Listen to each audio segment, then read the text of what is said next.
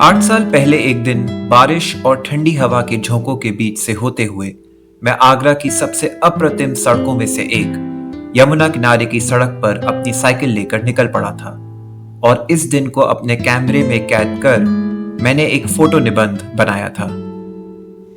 8 साल बाद एक उसी तरह के दिन बारिश और हवा के बीच से होते हुए मैं अपनी साइकिल पर वापस उसी रास्ते पर निकल पड़ा और उस फोटो निबंध को पुनर्जीवित किया, लेकिन इस बार एक ब्लॉग के रूप में। शहर के बाहरी हिस्से में स्थित अपने घर से निकलते हुए जैसे जैसे मैं शहर की तरफ बढ़ता गया, मुझे एहसास हुआ कि इन 8 सालों में कितना कुछ बदल गया था। उस समय भरी दोपहर में भी इन सुनसान सड़कों पर थोड़ा बहुत ही ट्रैफिक हुआ करता था। आज सुबह सुबह भी इन गीली चमकती सड़कों पर कितने सारे वाहन थे जो ज्यादातर बच्चों को उनके स्कूल छोड़ने के लिए जा रहे थे। मैंने सोचा कि कैसे एक दशक से भी कम समय में एक पूरी नई दुनिया तैयार हो जाती है।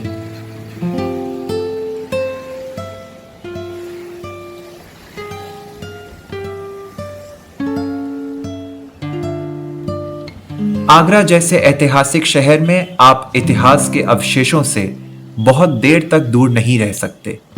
शहर की सड़कों से होते हुए न जाने कब आप एक ब्रिटिश काल की पुरानी घुमावदार पतली सी सड़क पर पहुंच जाते हैं जिसका नाम है टकर रोड, शायद किसी ब्रिटिश अफसर के नाम पर।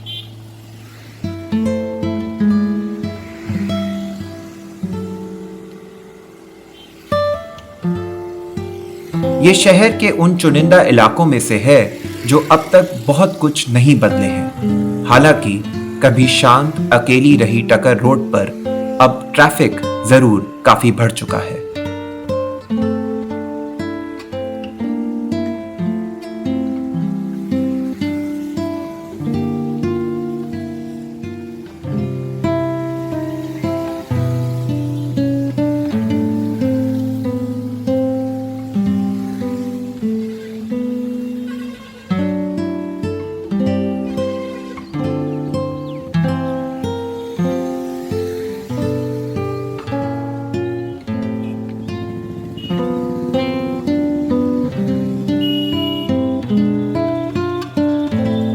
टकर रोड के खत्म होते होते हम चौराहे को पार कर सर्किट हाउस रोड पर पहुंच जाते हैं। और अगर पिछले 8 सालों में कोई एक चीज बदली है तो वो ये रोड है।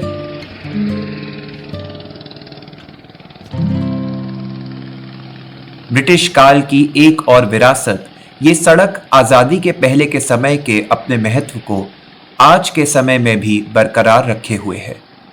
इस सड़क पर सर्किट हाउस मौजूद है। साथ ही इस सड़क पर आगरा का आलीशान गोल्फ कोर्स भी मौजूद है।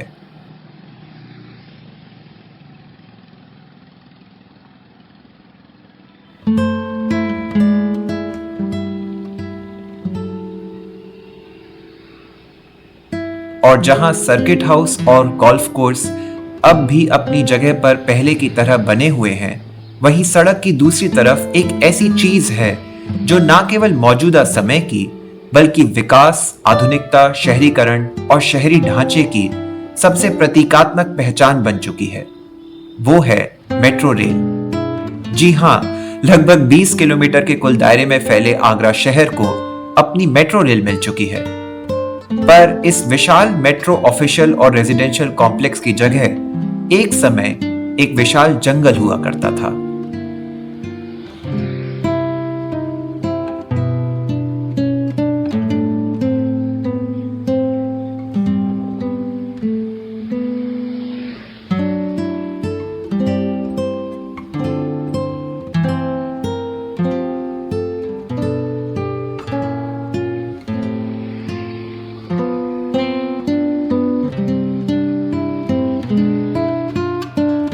सर्किट हाउस रोड के अंत में चौराहे के उस तरफ हम एक भूमिगत मेट्रो स्टेशन के विशाल द्वार को देख सकते हैं, जिसकी जगह पर भी एक समय में एक विशाल हिस्से में फैला सघन बाग हुआ करता था, जो शाहजहां पार्क का पिछला हिस्सा था।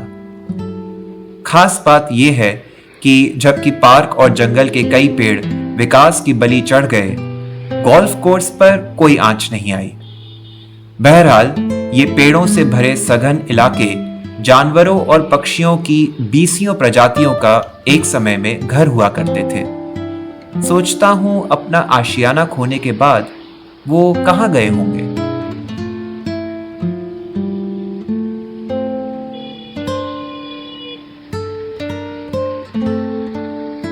तो ये वो जगह है जहां से मैंने अपने पुराने फोटो निबंध को पुनर्जीवित करना शुरू किया। उस फोटो निबंध को मैंने कुछ यूं शुरू किया था।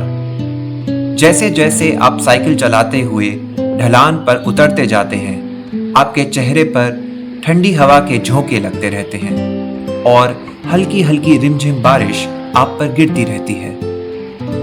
और फिर किसी पेड़ के नीचे से गुजरते हुए वही हवा का झोंका पत्तियों पर से कुछ बूंदें आप पर गिरा देता है, जैसे मानो आपके साथ कोई अटखेली कर रहा हो।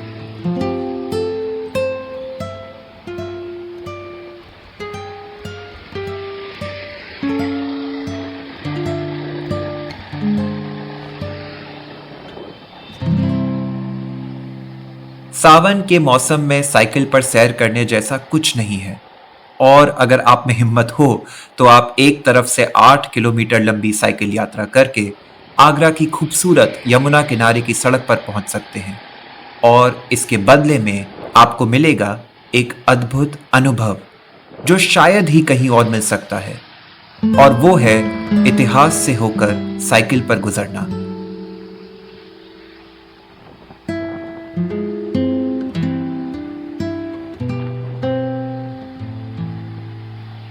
बचपन में मैं जब भी इस रास्ते से होकर गुजरता था तो भारत के मौलिक लाल किले की भव्य लाल दीवारों को देखकर विस्मित सा हो जाता था।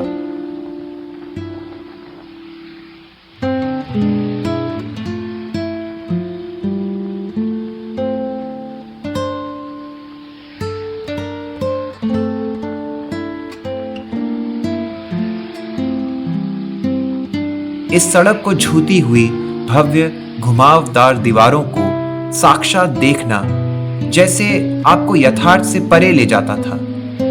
इतनी विशालकाय दीवारें जिनमें इतना सारा इतिहास बसा हुआ है। सच कहूं तो इतने साल बाद भी मैं इन्हें देखकर उसी तरह के विस्मय का अनुभव करता हूं जैसे कि बचपन में किया करता था। घर की तरफ मुड़ते हुए मैंने आगरा किले को सड़क के दूसरी तरफ से देखा, और एक ही पल में इस स्मारक को दूर से देखने का अनुभव बिल्कुल बदल गया। किले की विशाल लाल दीवारों के बगल से गुजरते हुए जिस विस्मय का अनुभव कुछ ही पल पहले हुआ था, उसकी जगह अब एक सम्मोहन की भाव ने ले ली थी।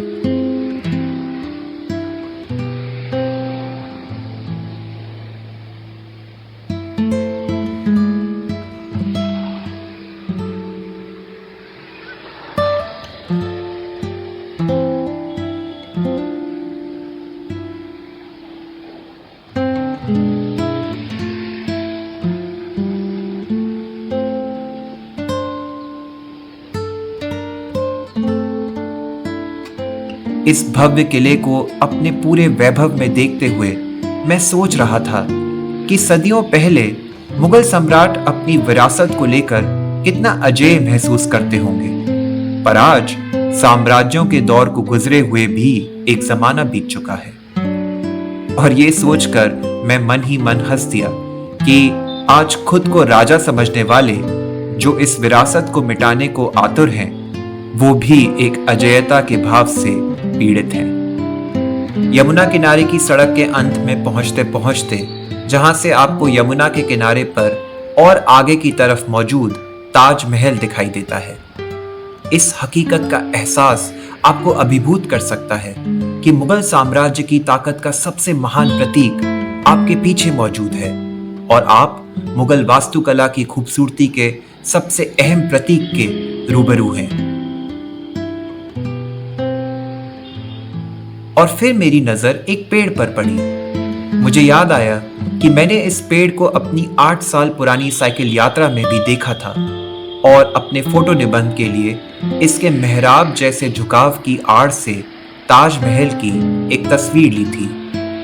अब यह पेड़ हरा भरा हो चुका था और इसके नीचे से झांकते हुए ताजमहल की तस्वीर लेना मुमकिन नहीं था। यह एक चीज थी जो बदल गई थी, लेकिन सिर्फ इसलिए कि एक चीज थी जो अब तक नहीं बदली थी, और वो थी इस पेड़ की मौजूदगी। शुक्र है कुछ चीजें बदलाव से बच भी जाती हैं।